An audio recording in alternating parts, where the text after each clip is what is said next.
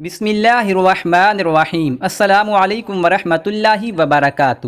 حضرت زید بن ثابت رضی اللہ عنہ سے روایت ہے کہ میں نے رسول اللہ صلی اللہ علیہ وآلہ وسلم سے نیند نہ آنے بے خوابی کی شکایت کی تو آپ صلی اللہ علیہ وآلہ وسلم نے فرمایا، یہ دعا پڑھا کرو۔ میں نے یہ دعا پڑھی تو اللہ تعالیٰ نے میری بے خوابی کو دور فرما دیا۔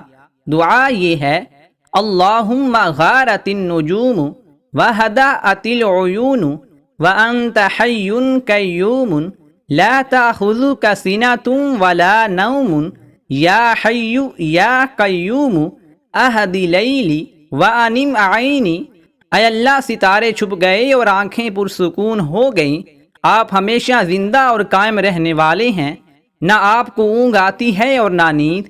اے ہمیشہ زندہ اور قائم رہنے والے، میری رات کو پرسکون بنا دیجئے اور میری آنکھ کو سلا دیجئے۔